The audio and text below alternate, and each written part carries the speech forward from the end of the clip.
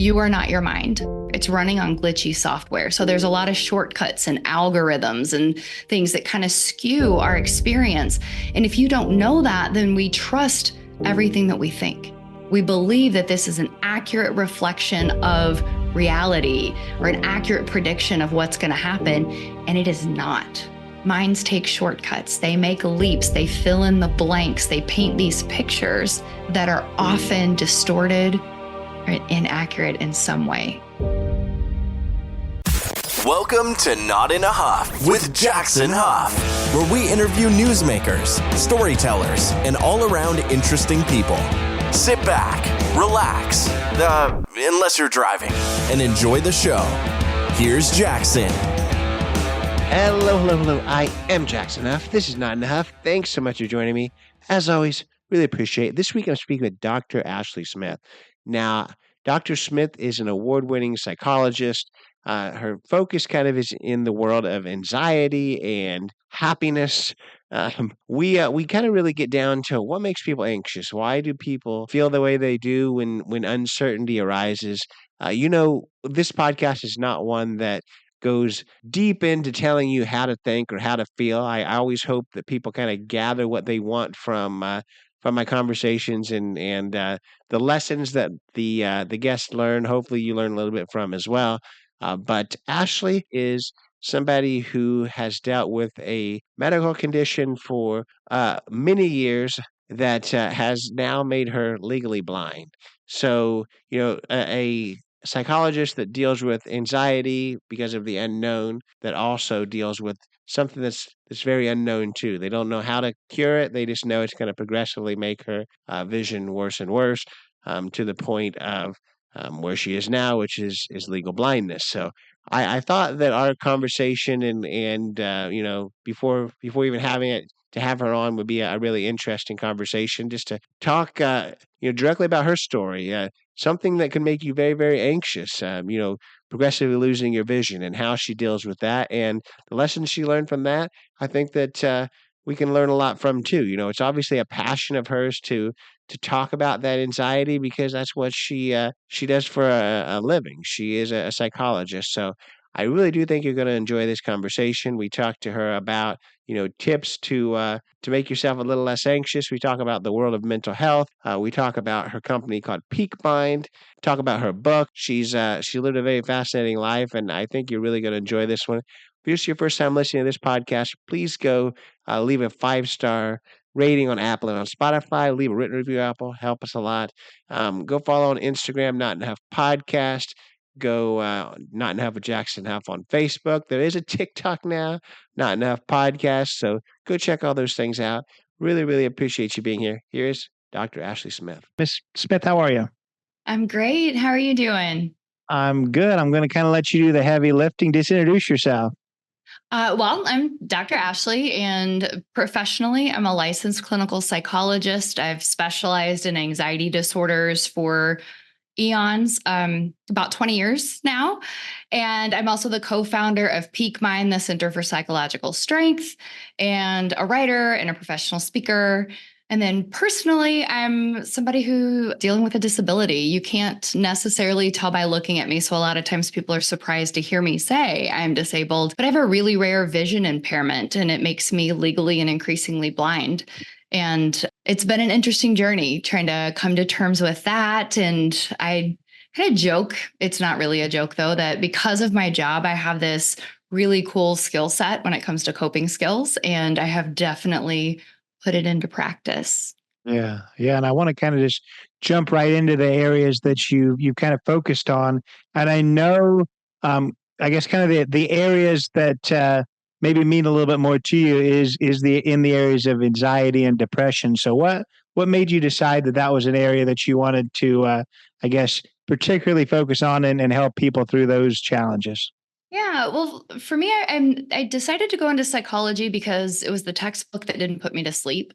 And then as I started to study psychology, it turns out it's really interesting. And you can't do much with it unless you go on to grad school. So I figured, hey, I really like this idea of helping people. I like learning about, they call it psychopathology. It's basically like disorders and conditions. So I ended up going into graduate school pretty naively. I went in saying, hey, I want to work with kids and anxiety and substance use and schizophrenia and neuropsych. And I was very, very lucky that I ended up working with a professor who studied social anxiety.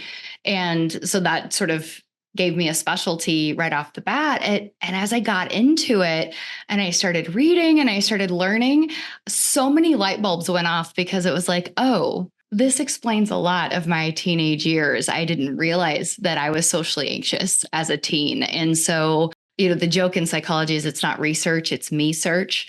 But I learned a lot. And then when it comes to anxiety, what I like about it and the reason I went all in that area is that it makes sense to me. We know so much about the brain and about anxiety and how it works. And I'm a giant nerd about the brain. So I liked that. And then the other piece is that it means I get to work with cool, awesome, smart people, usually with big hearts who have overly anxious nervous systems and they get better. You can overcome it. And I love that. No, that's really awesome for sure. And I want to kind of highlight what you mentioned, a moment ago, and that's about the disability that you have, because we can kind of use case practice here when it comes to, because you said that it's something that's making your vision increasingly worse. So it's not just, hey, this is what it's going to be, and I'm going to learn to deal with it. Increasingly worse for a lot of people means more and more anxious or more and more depressed about potential losses of ability. So how have you been able to deal with that? And I think that's a good kind of look at how people can deal with their own anxiety.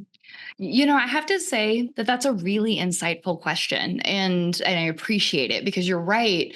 From a professional standpoint, I know that uncertainty equals anxiety. And then from my own experience, that was certainly the case. So I've been legally blind since I was probably 8 or 9, but it was, my vision was a lot better than it is now. So I was able to read chalkboards. That's how old I am. We had chalkboards, and I could drive up until about 10 years ago. And so for most of my life, there was no real explanation. I saw all kinds of doctors in all kinds of states, and they would say things like, oh, I know what this is. And they'd run a test and I would pass it. And so science didn't have the answers back then for what was wrong or to explain why I couldn't see. In fact, I remember one doctor in high school told my mom to take her to a shrink. It's all in her head. And I'm like, thanks. Yes, my eyes are in my head. But now we know that it's a really rare condition, and it's caused by a defect in a specific gene that has now been identified. What that means is, for a long time, my doctors told me, we don't know what it is, but it's stable. It's not going to change. And then it started to change, and pretty noticeably in my 20s. And so I'm like, okay, you're telling me it's not going to change, and yet it is, and you don't know what it is, and there's no treatment options. Still, now I have a name for it. There's still no treatment options, and I don't know exactly what the progression looks like. So vision loss for me is really unpredictable. So it's sort of stepwise. It's stable, and then I have a few days where I have a headache and eye strain and kind of wobbly focus, and then my vision shifts and I lose a little bit more than I had. And then it'll be stable for a long time, and I don't know how to predict those. And that used to be really, really hard, right? And for me personally, the real low point came when I had to stop driving, because that marked this huge difference in before and after. Like, I honestly, because I was socially anxious, that's really a fear of being judged, or that pretty convinced people are going to reject you. So I really believed if people know about my vision, they are not going to want to be my friend. As I got older, it was like, they're not going to respect me professionally. And so I hid it. And I got really good at faking sight, which my doctors call me well adapted, but that's where it came from. It came from shame and fear. And then when I had to stop driving, all of a sudden you can't fake it anymore, right? You can't fake sight behind the wheel of a car. It's not safe. So I had to come out of the disability closet at that point, and I was wrecked. I was so scared and so sad and just really grieving. And I was really convinced, honestly, that was it, that I couldn't be successful. I'm ambitious. I have big goals professionally, and I was pretty convinced I wasn't going to be able to do it, that I was going to be stuck in relationships and stuck in the situations that I was in, and that was it. Basically, I thought I was looking at a really miserable, lonely future. And it sucked, to be honest. And I think that's what happens a lot when, things happen and we don't know what to expect and we're really scared, we can get stuck. And this is where, when I was saying I have a really cool skill set as a side effect of my job, I finally got really just tired of being miserable. And I figured, well, I got to do something. I can't change my vision. Like, that's not an avenue. So what do I do? Well, I leaned on science and I specifically dove into the science of happiness, right? I know about anxiety. I know about depression. I was using those skills and it just wasn't enough. And so I started looking into happiness and what does it take to really live a good life? And I know people are doing this. They've been doing it for eons, right? Regardless of what sort of curveball gets thrown at them. And that for me started, I even called it like my blind quest for happiness. And I started to experiment with some things and can say at this point, fast forward however many years it's been, and I'm happy. I'm not scared. My vision's worse than it's ever been. It's probably still going to progress some more. There's still no treatment options, but I'm not scared in the same way that I was because I've been able to really carve out this big life and do things that I didn't think that I was going to be capable of. So basically I got to prove all of those fears wrong. It wasn't an easy, but like I say it now, like on the other side of it, like, oh, you just do these 3 things. I mean, it was a lot of like fumbling around, stumbling, trying to figure it out, but it's something that makes me very passionate because like, while vision is my burden, everybody has something, right? We're all going to hit some sort of adversity. And my whole goal is to help people live a better life, regardless of what gets thrown at you. And I think it's completely possible. No, absolutely. I want to kind of talk a little bit about that in a moment about what other people can do when it comes to feeling better when something gets thrown at them. But I want to stick with this just for a minute longer because I've interviewed a lot of different people with various disabilities, people who have been paralyzed since birth, people who are in accidents, have lost their legs, a lot of different things. And beautiful thing about it is I always like to ask the question, and normally, the responses have always been really, really powerful, and that's setting you up to answer it pretty well. But no pressure.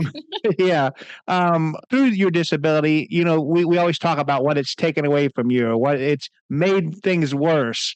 What do you think your disability has given you? What do you think it's made you gain from the disability? Yeah. Ooh. Okay. So the first thing that pops in my head is like, well, my personal brand, right? Like now I'm a psychologist who talks about anxiety in the brain and happiness and also overcoming adversity. So it's really given me, I think, a powerful story to share and one that inspires hope in others. And I'm very, very grateful for that. I think what it's also done for me personally, like, I mean, it's shaped who I am in so many different ways. From being younger, it was a huge part of that social anxiety, that feeling less than and not enough. So I can certainly look at the ways it shaped me there. If I were who I am now, way back then, I would have done high school and college way differently. And yet, I also think that my disability and the journey that I've been on to get to this point, it's made me who I am in terms of like my mindset and my belief system and the way I approach life. And I'm also very grateful for that. I seize new experiences and I tend to be very grateful and see the humor in things and am much more willing to just share and to not be so afraid and not let fear be the kind of the driver of my bus, right? And make my decisions for me. And I don't think I would have gotten here if I hadn't had to go through something like this. I like that. We'll go from one question that I was wanting a grandiose answer to one that hopefully doesn't take much of an answer because, the thing that I always like to drive home when I do talk to somebody that speaks about their disability is that the difference between those who don't have the disability and those that do is not all that big. And as far as, people look at people with disabilities as, oh, are they going to be able to do the job or are they hireable or is it going to be okay? When a lot of times, just talking through that, the accommodations that are needed are so minute that it shouldn't even matter. So through your work and, the disability that you have, which is vision impairment, what kind of accommodations does it take for you to be able to succeed at your role? Yeah, basically, I use technology to magnify some things. So, my particular brand of vision loss is central vision. So, the peripheral's not affected. So, it means fine details. So, reading and recognizing faces. So, I do in my private practice, I do virtual therapy, and that allows me to do very much like you and I are meeting right now. And I can zoom people's faces in. And so then I can see the details that I wouldn't see in person. And then I do a ton of writing. And so I just magnify my screen. Phones and computers all have built in magnification now. So it's super easy. I invert colors. So I read white on black instead of black on white is much easier for my eyes. And then I do a lot of like taking pictures. So menus are hard to read. So I'll take a picture so I can zoom it in. And at this point in life, I'm willing to ask for help and to say things like, oh, I can't see that. Now, Ashley 10 years ago would have been mortified to do it, but now I can. And I think you just find ways to adapt. And in fact, my little brother is one of my favorite people on the planet, and his motto is adapt and conquer. And I loved that so much that I made this really cheesy, inspirational quote wood art that hangs outside of my office. And it says adapt and conquer. Because I think that's our choice, right? Like figure out how to adapt, and then move forward. And we can do so much more than we think we can, and often so much more than other people think we can. Yeah, absolutely. I love that for sure. So now we've kind of set the stage when it comes to your own story. So Mhm. you've used that in order to help others. Your mission is to help people overcome their anxiety and Mhm. overcome their depression. Of course, this is something that when people come to you, and this is the whole thing people work through and work out. But I guess at a very basic level, what advice do you give to people to overcome that anxiety, to overcome the challenges that they're facing when it comes to that type of thing? Yeah, there's a few pieces. Like if I had my way and I could say, hey, here's something that I wish every single person knew. The first one would be that you are not your mind. And what I mean by that is, we talk about like if your stomach is growling, you don't say I am growling. You say, no, my stomach is growling, right? And if your heart is pounding, it's not I am pounding, it's my heart is pounding. Our mind is just another kind of organ that we have. And yet we tend to listen to it. We tend to take it as like, it is me. And so if we can say things like, yeah, my stomach's growling, my heart is pounding, my mind is telling me, or my mind is thinking. So really to try to separate that out. And the reason that's important is because our minds, they're designed to help us function, right? They're designed to help us make sense out of things, to look out for danger, and basically to stay alive. But they run on, really think of it like if it's a biological computer, it's running on glitchy software. So there's a lot of shortcuts and algorithms and things that kind of skew our experience. And if you don't know that, then we trust everything that we think. We believe that this is an accurate reflection of reality or an accurate prediction of what's going to happen. And it is not. I like to tell people that the biggest source of fake news is inside your head. So when you know that and you can start to say, well, wait a minute, this mind, it's like a frenemy, right? It's like a mean girl. It's pretending to be your friend, but it's really going to hold you back if you let it. Then we can start to question it, right? So anxiety is always going to look for gloom and doom and what could go wrong. That's why we have anxiety. It's a normal, natural thing. It's our threat detection system. But anxiety is basically scanning, looking like, oh no, that could go bad. Oh no, you could mess up, you could fail, they could judge you, you could embarrass yourself, you could get sick, all of these things. And unless it's going to actually physically kill you, then it's just fear. And so that brings us, one is to challenge it, right? Question what you're thinking. Like, says who? Where's your evidence? What's another way to think about this? And the other piece is you have to face your fears, right? Like, think of the actions speak louder than words, right? So it's the same thing. If you really want to get used to something, if you really want to conquer a fear, you have to face it. So whether that's public speaking, like that's the number one fear. If you want to get over that, you have to do it, and you're going to be afraid, and you're going to do it again, and you're going to be afraid. And eventually you get used to it. It's like jumping into a cold swimming pool, right? Like if every time you stick your toe in, you pull it out because it's cold, next time you stick it in, you pull it out. Like at some point you just got to jump in, right? And get used to it. The pool doesn't change. You just kind of get used to it. And Hmm. for me, with My journey, my deepest fear was if people knew about my vision, they'd reject me. So I had to face that fear, not on purpose, like not driving made me do it. But then when I had to start putting my story out there and I had to start telling people, oh, this is why I don't drive, or I shared my story to raise money for the foundation fighting blindness. And that was probably one of the most terrifying moments of my life. Like I put my story out there for everybody I know, and my brain, my anxiety was rebelling, like, oh my gosh, you just wrecked your life. And what happened? Like nothing bad. And that's what it takes to really overcome anxiety. As you face it, nothing bad happens, and you do it again and you do it again. And if heaven forbid something bad does happen, what you also learn is, well, I can come back from that. I can handle that. And that's also really important to know too, is that it's to build that trust with yourself to know, oh, I can actually handle being uncomfortable or being embarrassed or being anxious. I can handle these things and come out the other side. And when you know that, like nothing can hold you back.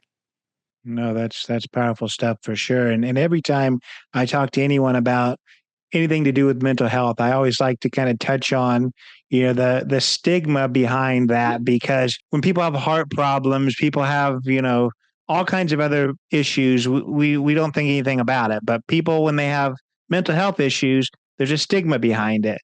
And I just want to know what you say and what you see with that. Do you, as somebody actually in the mental health world, do you see that stigma is starting to alleviate and go away to some degree? I mean, obviously, there's been a lot of work to kind of kick that stigma, but talk a little bit about that.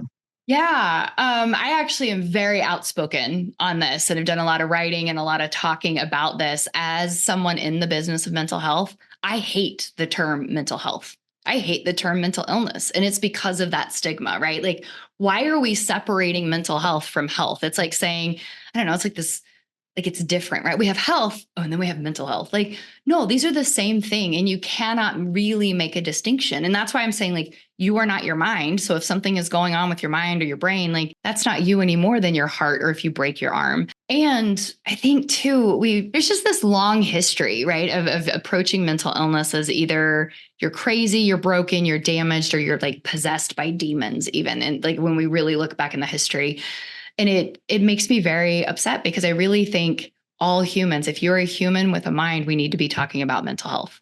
Just like if you're a human with a body, we talk about physical health. And I think we should just talk about it comprehensively. Like it's just health, because also the line between physical and mental is very, very blurry at best. Like I love to throw out this statistic. If you practice mindfulness, which a lot of people think of as meditation, but mindfulness is a mental practice, right? It's focused attention. But if you do that, it literally turns off 7% of the genes involved in your stress response cycle. So you can do things that affect whether your genes are on or off. And so there's this huge overlap between like, well, is that a mental thing or a physical thing? And I just think it's arbitrary. Now, to your point about, is it shifting? Yes. I think particularly younger generations are doing a beautiful job of talking about mental health and making this routine parts of conversation. I'm seeing a whole lot less like shame and secrecy around having a therapist or being on medication. And I think that is wonderful. I hope that would shift to people maybe a generation older than I am. That tends to be still not quite on board. That stigma's there. But I hope we can take it away. And then I think we also need to be careful that we don't go too far, that, oh, if you have a mental health concern, then you are fragile or incapable. Because I would come back to, whatever your disability, your symptoms, your struggles, your challenge, we still need to be resilient. We still need to be strong, and we still need to do as much as we can and not let it be an excuse to limit us. Yeah. And I'm going to ask another question when it comes to that, and feel free to completely slap it down. But I also wonder too, are you somebody that feels like everybody can benefit from counseling, from therapy? Because we're talking about the shift. I mean, some people would say that the shift is going completely the opposite way, and that everyone in the world seems to have a therapist at this point. Do you think that's a positive thing, or do you think people are, I don't know. Do you think that's a positive thing? That's my question. I do. And I have certainly joked, or not even really joked, many, many times since COVID in particular, that everybody needs a therapist. And so I think it's a positive thing in general that that's becoming a more commonplace practice. Now there's different types of therapy and some of it is supportive. That's like going and having a place where you can be really open and completely vulnerable and have someone who's supportive and non-judgmental. Everybody could benefit from that. Now, if you can get that in your own, like outside relationships, wonderful. But we know loneliness has reached, epidemic proportions. The Surgeon General named it, as the next epidemic. And it is, interestingly, loneliness is worse for your health than smoking a pack of cigarettes a day. So we know that we need to be connecting. And for some people, that's where they get it. Now, then there's other types of therapy and more of what I have done historically. It's more treatment, like you're coming in for specific, you have panic attacks or OCD and you're trying to get that under control. So it's just what type of therapy do you need? But I think most people could benefit from having a safe place to really be open, from self-reflection. That is an underrated skill. I think we all need to be able to self-reflect so that we can course correct and make changes when we need to. And to feel seen. I think everybody needs to feel seen and understood. And sometimes therapy is the only place that happens. Yeah. So I asked that question. Now I'm going to tell you why I do think that everyone can benefit from that sort of thing. So let's go back to my very first interview. This will probably be interview 200, 220, something like that. Mhm. Interview number one was with a former Tonight Show writer that struggled with mental health issues. Struggled with suicidal thoughts. So he was the Mhm. suicidal health comedian. So that was an interesting thing. He goes to conventions, all that kind of stuff. But that was right in the heart of the pandemic. We were all on lockdown, and Mhm. we were talking about mental health when it comes to COVID. And he said, the funny thing is that a lot of people think, oh, and remember, I'm using these words as him as a comedian. He says, Okay. a lot of people are thinking, no, all of us crazies are really having an issue right now because we're all holed up and just within our own thoughts. But the funny thing is, we have been in therapy for so long, we've already know our own minds. We've been trying to cope with it for so long that we're the ones that are probably doing better. The people that are struggling right now are the people who have never had any kind of therapy, never learned how to cope with their own emotions, and now they're at home by themselves, and they're the ones that are truly struggling. And I thought, whoa, that was just really a powerful thing to me.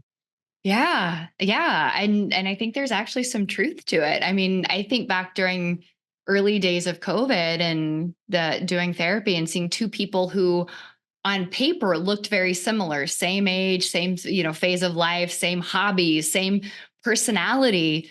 And one rolling with the punches, adapting and conquering. And the other, it was like system overload, does not compute, just really crumbling. The one who was adapting, it was because she'd been through it before. She'd already been through debilitating anxiety and having to work through. And so it was really interesting to see that.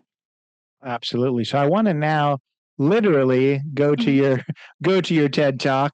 Um, and you already kind of gave us a little bit of a highlight of it, but I listened to it. I thought it was really powerful. And you already mentioned kind of the overarching part of it, and that is that there's a lot of fake news out there, which you kind of used as kind of a Mhm. term that a lot of people hear right now. But the most of the fake news is right in between the ears. The what your Mhm. mind is telling you. And I thought that was really, really powerful. You've already touched on a little bit, but talk a little bit more about exactly what that means. And I guess the part that really kind of got me was you were talking about how, you mentioned like a bunch of different sentences and your mind can literally take them in complete opposite directions Mhm. and they can make it sound really positive. They can make it sound really negative.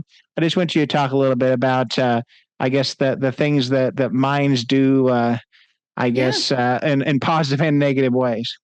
Yeah, well, they're not all bad, right? Like mine's Right. they evolved for a reason and they do keep us alive, but that is Right. their number one job is to keep us alive. So that means that they err on the side of bad things, right? So of expecting bad things to happen. And so I like to talk about the biases and kind of the glitches or the shortcuts that our minds take. But if I step back even a minute, I want you to think about like when you wake up in the morning, all of the data that comes in and it like bombards us, right? So there's millions of bits of data coming in, meaning things that we can hear and see and smell and taste and touch, and all of the things going on inside our body, like our hormone levels and our blood sugars. So there's all of this information that our minds have to sort through very, very quickly to make sense out of it so they can help us know what to do, what decisions to make, and how to stay alive. So they have to take shortcuts. So think about like, if you're driving down the road and a car pulls out in front of you, your breath, catches and your muscles tense and you slam the brakes automatically. You don't sit there and sift through it all of like at this speed and at this angle and this trajectory. No, because you would just wreck, right? So our brains go very, very quickly, danger, bad. And so they take these shortcuts. And this is an awesome thing. Except that what it also means is that our minds are filling in a lot of blanks and they're trying to do a lot of prediction. So an example probably most people can relate to, you get a text from someone and it says, we need to talk. What we think is we need to talk. Oh my gosh, what just happened? Are they going to break up with me? Am I getting fired? Am I in trouble? Like our brains go to the bad, right? We don't think, oh, cool. I bet they had something really awesome that happened today and they just want to tell me about it. So we have this same trigger, the same situation. We need to talk, but our minds can take it in very different directions, depending on the shortcuts and biases, depending on our previous experience, depending on what we've been taught. So this is where I think one of the most important things that we can do as people is that self-reflection, so that we can start to understand how our minds work. A lot of people don't even notice, like we have all of these little voices inside, right? The oh no's and the what ifs and the you sucks and all of these things. And we don't necessarily have to trust them because they're not accurate. And sometimes it's not about is it accurate or not? It's just, is it helpful or not? And a lot of times it isn't. And so really, I think that's the thing I'm so passionate about, is helping people understand minds take shortcuts. They make leaps. They fill in the blanks. They paint these pictures that are often distorted or inaccurate in some way. And it's important to know that so you don't have to believe it. It's like if you're back in high school, you have someone who's a huge gossip and they're spreading rumors, you learn to take what they say with a grain of salt. And we need to do that too with our own minds. I love that. And I want to ask you now just about the process of doing a TED Talk. Somehow I'm relating you a bunch to this, my very first interview. Well, that was the other side of his world, as he teaches people how to be able to, I guess, get accepted into TED Talks. And so I know that it's not necessarily an easy process. How did you go about that? How did you accomplish that? Yeah. I would assume it was a goal of yours. It was a big bucket list. It was TEDx, not Big TED. So, and it was definitely a bucket list. And I figured, this is part of like the mindset work that I do with other people, that I certainly practice what I preach. And it's, well, if it can be done, why not by me? Okay, well, my business partner, Dr. April, she did one and she did a beautiful job. And I'm like, well, if April can do it, I can do it. So I tried and I failed. And I failed and I failed and I quit counting, I think at like 8 or 9 rejections. So I kept trying. And then even the one that I ended up getting accepted to, I submitted that talk to 3 different ones, to Edina, which is right outside Minneapolis, to St. Louis and UCLA. And I got a no, ghosted, and a yes. So it's one of those, like, I just kept trying. And this certainly comes from practicing all of this, of not letting rejection and failure determine what you do next. It's just saying like, okay, well, I learned something from that. I learned something from that. And I'm honestly convinced if my first attempt had gotten accepted, it would have been an okay talk. It wouldn't have been nearly what it was. Like, I'm really proud of the talk that I gave, and I would not have been able to do that initially. Absolutely. And it sounded funny what you said. So we've got to touch on if people don't know the difference with TED Talks. You said it's TEDx, not Big TED. What's that mean exactly? Oh, so TED is what I call Big TED, right? So TED is what started it all. And then they've allowed independent events to pop up in different cities all around the world. And those are called TEDx. And it's like TEDx is just individual or independent. So they're just other places. And just a minor distinction. It's all the same format. Yeah. I'm going to have to start using the word Big Ted. I like that. Yeah. I don't know if other people do, but that's just what I call it. It's like Big Ted. So Yeah, I like it. I want now to talk about your book. How did that come about? What's it about? Why should people read it? So I like to write, and I've been writing a blog for several years now. It started out as kind of my personal one, a blind quest for happiness. And then when I co-founded Peak Mind, we started doing a newsletter, and I took over writing it, and I really like to write. And it's a blend. It's kind of what I do. It's blend science, blend psychology with my experiences. And my goal is to make it relatable and actionable. And so I had all of these posts that I had written over the years, and I wanted to write a book, honestly, because I just wanted to write a book, and I had a couple ideas in mind. And then I figured, you know what? The fastest way for me to do this is if I take my blog post and I turn it into a book. So I picked my favorite ones. I wrote a few new ones and grouped it together by topics. So it's how your mind works, all of these glitches that I've been talking about, and mindset, emotions, how to deal with different difficult emotions, and relationships, and resilience. So how to do hard things, and how to figure out who you are and what you stand for, and ultimately how to find happiness. And so the book itself is really, it's a bunch of short chapters. You can read it out of order. A lot of people are telling me they like to read a few pages and then kind of chew on it for a few days. It's thought provoking and helpful. And so my goal was to just take like everything that I know, everything that I've been through from graduate school and 20 years in psychology, and the journey to being happy with blindness, and to give it to everybody. I just want everybody to know that, so that they don't have to suffer. So that's what the book is. It's the way I see it, A Psychologist's Guide to a Happier Life. And it's little short chapters. And one of my good friends told me, she was reading it and she said, you know what, Ashley, this feels like having a conversation with you. And I was like, good, that's my intent. So think of it if like your best friend was your therapist, and this is what she would tell you. That's great for sure. And I've talked to a lot of authors, and the surprising thing is, when I talk to authors who have written kind of a passion project or something they want to make sure people learn, it also is extra stressful because they want to make sure they get it right, because it does mean so much to them. So how did the process of writing it, did you find that easy? Did you find it hard? Also, did you find it, kind of challenging to face those emotions yourself? Did you find it cathartic? Let's talk a little bit about that.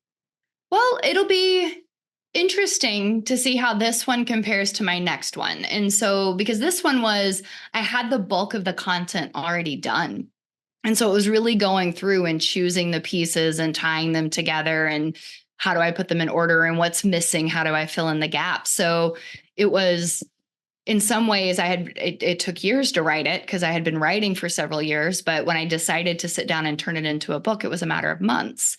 And so it was kind of a different experience. There was definitely kind of ups and downs, which I've noticed with any creative project I do. I go through phases of, oh my gosh, this is amazing, I feel really confident, and then being really doubtful of, oh my gosh, this is going to suck. And so I am learning to just ride that part out, that I'm going to feel vulnerable and questioning it, and then just keep pushing through, keep going forward. And honestly, with this one, I didn't really get focused on the outcome.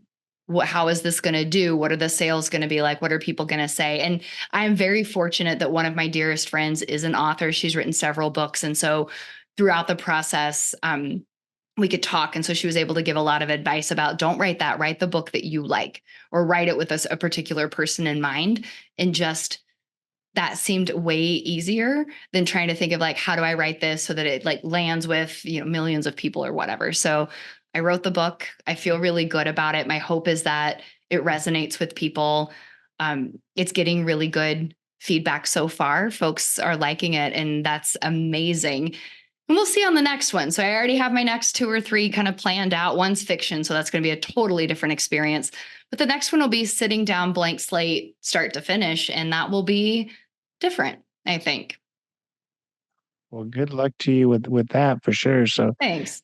as we wrap things up, I've interviewed a lot of people, but I don't claim to always ask all the right questions. Definitely since we kind of figured out what we were going to talk about just today. So I want to especially ask you the question: Have we covered the things that you want to convey to people? Is there something that maybe I haven't asked you that you're thinking, man, I wish I could have talked about that?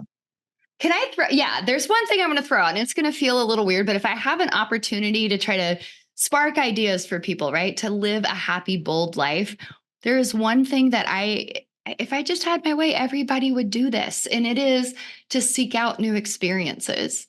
And I started to do this on a whim. It was like early January 2017, and I happened to pull the blankets over my head and I saw these little sparks, and it's static electricity. And I've known about static since I was a kid, but I had never seen it. And then I thought, well, I wonder what else I haven't seen, and what else have I not experienced? What else did I not know existed? I must find out. So I made that my New Year's resolution to have one new experience a week for that year. That was 7 or 8 years ago at this point. And I have continued because it is such a transformative practice. And that was one of the things that really helped me challenge some of those fears, is because I started to seek things out. So I started to focus on, well, what else is out there? What can I do? What can I experience? It stretches people out of the comfort zones. So it will make you more comfortable with uncertainty, more comfortable with awkward, and it makes for really entertaining stories. So if I had my way, everybody would go try something new a lot. So thanks for giving me that space to share that. I love it. As somebody who, big passion is travel and kind of spur of the moment travel. I have tons of people in my life saying, "Oh, I could never do that. I've got to plan things out, or that's so stressful, or that would just make me super anxious." So yeah, I'm all about that too. So I think that's a powerful thing for sure. Absolutely. Yeah. So in wrapping things up, tell people how they're going to find your book. Tell people how they're going to. You mentioned your company, which is Peak Mind. How are they going to connect with you there? All your connection points, if you will. Yeah, the easiest is probably my website, which is drashleysmith.com. So DRASHLEYSMITH.com. On there's links to my book, both through Amazon and not Amazon, if you have a preference. My TEDx talk is linked there as well, as is Peak Mind. You can subscribe to my newsletter. That's published through Peak Mind, so it's on that website. That's probably the easiest. And then you can find me on some social. I haven't been super active. I have plans to become more active, but most of those, it's at Dr. Ashley Smith or at Peak Mind Psychology. So that was Dr. Ashley Smith. Learned a ton for sure. I'm just fascinated by her story. Somebody who certainly could have some anxiety is somebody who teaches others how to be just a little less anxious. So I appreciate her sharing her story. I appreciate her sharing her tips to help others. What she said, about the world of mental health and how it shouldn't even be, classified as mental health, that it's just health. So I thought that was really, really fascinating. The links to her website will be in the show notes, drashleysmith.com. We joked afterwards that it's a good thing she became a doctor, because ashleysmith.com has probably been taken for a good little while now, but Dr. Ashley Smith, drashleysmith.com was still available. So that is her website. That'll be linked in the show notes. Go follow along with her. Go follow along to this podcast if you haven't already. On Instagram, on Spotify, on Apple. All those places really help. Leave a 5-star review on Apple and Spotify. Helps a ton. Not Enough Podcasts on Instagram. Not Enough Jackson F on Facebook. All those places. Really, really appreciate your support there. Great guests in the past, great guests in the future. We'll see you next week. Take it away, Chris. This has been Not in a Huff with Jackson Huff. Thank you for listening. Be sure to join us next time, where we will interview another amazing guest who is sure to make you laugh or make you think. Or, hey, maybe even both. But until then, keep being awesome.